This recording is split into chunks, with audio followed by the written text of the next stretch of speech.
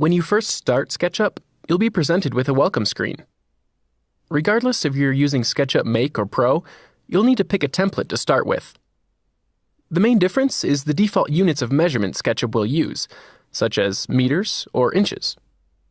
The other difference is the starting view, which can be from the side or from the top. Either is fine. Choose a template and start SketchUp. Let's all start from the same view by going to the Camera menu, Standard Views, and choose ISO. Now begin by drawing a rectangle. Pick the Rectangle tool, then click once to start a rectangle. Pull away, and click again to finish. A quick note about drawing in SketchUp. Get in the habit of click and releasing your mouse button to start and finish most actions. This will be true for almost all of the drawing tools. Unless we specifically ask you to click and drag your mouse button, always click and release to start and finish each tool and action. Now undo any rectangles by going to the Edit menu and choosing Undo. Draw another rectangle, but this time keep an eye on the lower right corner as you do. Click once to start the rectangle, pull away, and watch how the dimensions change as you adjust the rectangle size. Click again to finish the rectangle. You can be as precise with SketchUp as you'd like.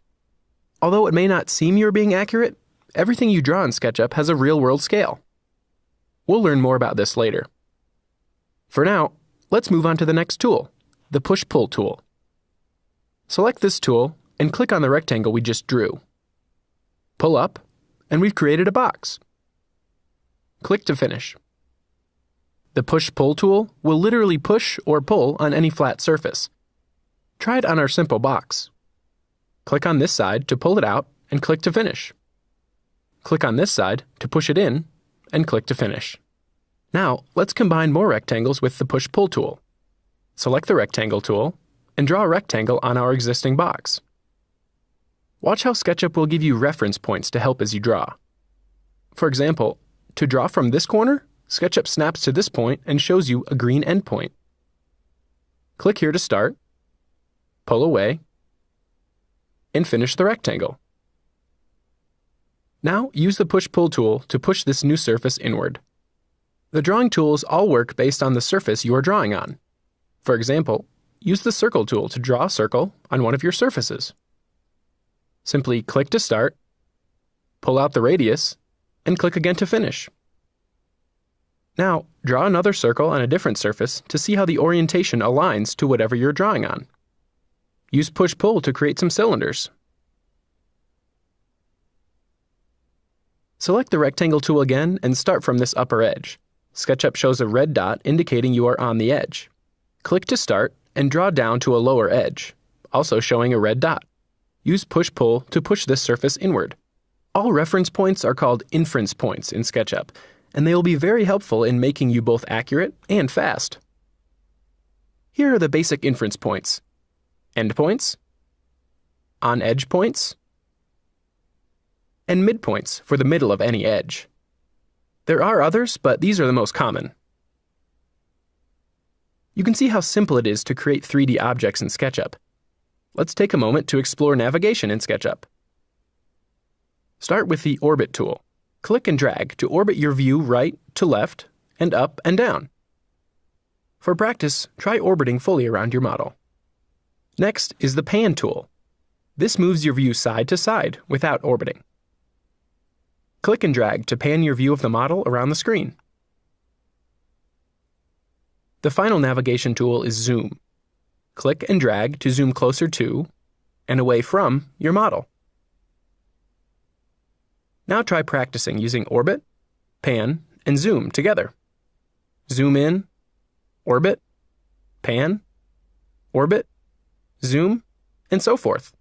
Navigating is essential in SketchUp, but going back and forth to pick these icons seems slow and cumbersome, which is why we've built all the navigation tools into a 3-button scroll wheel mouse. Simply roll the mouse wheel forward and back to zoom in and out. Press the wheel down to orbit. Press the wheel down and hold the Shift key on your keyboard to pan. Practice navigating again using the scroll wheel for a much faster experience. Another advantage to using the scroll wheel is better control over zooming. Try this. Hover your cursor over the corner of your model and roll the wheel forward. See how it zooms towards that corner? Using the scroll wheel will zoom toward and away from any area where your cursor is, making navigation even easier. Let's review what we've learned so far by creating a very simple house object. Begin by zooming back out so we can see our entire model. Then, use the Select tool. Click and drag a selection box around the entire model and press Delete on your keyboard. Draw a rectangle and use the Push-Pull tool to pull this rectangle into a box. Orbit and pan to get a better view of the top. Now let's split this top surface with the Line tool. Before drawing the line, hover over the top edge and find the midpoint inference. Click on the midpoint to start drawing. Move across the surface and find the midpoint on the opposite edge, and click to finish the line. We'll pull this new edge up to create a roof. Choose the Select tool and click on the edge to select it. With the edge highlighted, use the Move tool to create a ridge. Click on the edge to begin moving it. Move it upward, and click again to finish. A quick orbit shows that I wasn't very careful in moving my roof line, and the result is uneven. Let's undo that move and see how SketchUp can help us to be more accurate. Make sure the edge is selected. Then, using the Move tool, click once on the edge to start moving it. While moving it around, notice that the edge snaps to a blue dotted line. This is an indication that you're moving the edge straight up, which will result in an even roof. Click to finish. In SketchUp, the red, green, and blue axes will help you to draw and move correctly in 3D space. Let's try it by creating a chimney on the roof.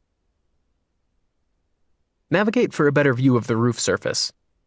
Now, use the Line tool and click once on an upper part of the roof to start drawing a line. As you move the line around, watch how it will snap to a red direction, a green direction, and a blue direction. Try drawing a line in each direction and orbiting around to see the orientation. The blue direction is vertical, straight up and down, and the red and green are horizontal. To draw a chimney, we could approach it in many ways, but we'll use this method. We'll draw the side profile shape, then use Push-Pull to create the full chimney. Drawing with the axis directions will help us create the correct profile in 3D space. Use the Eraser tool and click on any edges you drew to erase them. With the Line tool, click once on the roof edge. Make sure you see the red on-edge inference point, or you could also start from the midpoint and draw a line straight up in the blue direction. Click to finish your line and press the Escape key to cancel a continuous line. Now choose another point on the edge and start drawing a line from that point up in the blue direction. And watch as you draw upward that SketchUp will give you an inference when you are lined up with the previous line you drew. Draw your second line to this point. Now, draw an edge connecting the two lines to complete a surface. With the surface drawn, use Push-Pull to extend the chimney across the roof to a point you are happy with. Use Push-Pull again to complete the chimney. By pulling across the roof surface, extra edges have been created, but these are easily erased. Any lines drawn across coplanar surfaces can be erased to form one larger surface. We call this healing the surface. Use the eraser and erase these two extra edges. At this point, you know some of the basics of SketchUp, so practice what you've learned by adding to our simple house. Draw a rectangle and split it in half. Then use Push-Pull to create some steps. Draw a few more rectangles to create a door and windows. Try a few things on your own. You can see how easy it is to create simple models in SketchUp with only a few tools.